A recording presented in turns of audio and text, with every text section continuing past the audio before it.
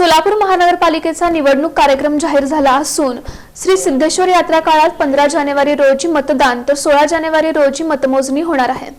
राज्यातील 29 महापालिका निवडणुकांची घोषणा राज्य निवडणूक आयोगाकडून सोमवारी करण्यात आली असून मुदत संपलेल्या 27 महापालिका आणि नव्यानं निर्माण झालेल्या इचलकरंजी तसंच जालना अशा एकूण 29 महापालिकांसाठी तर 2069 सदस्यांसाठी ही निवडणूक होत आहे, अशी माहिती राज्य निवडणूक आयोगाचे आयुक्त दिनेश वाघमारे यांनी दिली।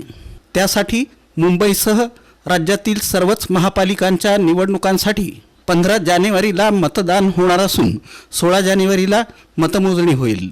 मुंबई महापालिकेसाठी वॉर्ड रचना असल्यानं मतदारांना एक मत द्यायचं आहे, तर इतर महापालिकांमध्ये बहुसदस्यीय संख्या म्हणजेच प्रभाग रचना असल्यानं 3 ते 5 मतं द्यावी लागतील।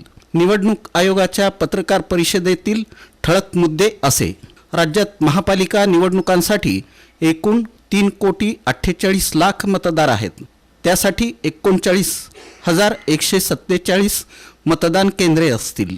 1 जुलै 2025 ची मतदार यादी अंमलात आणली जाईल।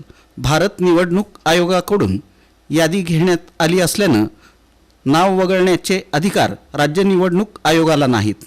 दुबार मतदारांची ओळख केली असून त्यांच्या नावासमोर 2 स्टार असतील। दुबार मतदारांच्या घरी जाऊन सर्वेक्षण केलं आहे। तसंच मतदान कुठं करणार हे प्रतिज्ञापत्र त्यांच्याकडून घेण्यात आलं आहे।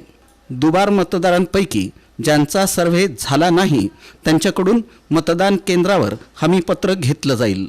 राज्यात 870 अधिकाऱ्यांची नेमणूक तर 1,96,605 कर्मचारी असणार आहेत।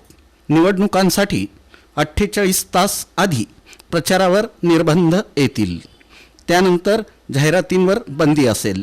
राज्यातील 29 महापालिकांच्या 2,869 जागांसाठी निवडणूक होत आहे। त्यामध्ये 1,442 महिला, 341 अनुसूचित जाती, 77 अनुसूचित जमाती, इतर मागास प्रवर्ग 759 अशी सदस्य संख्या असेल। प्रचारासाठी राजकीय पक्षांकडे केवळ 29 दिवस असतील।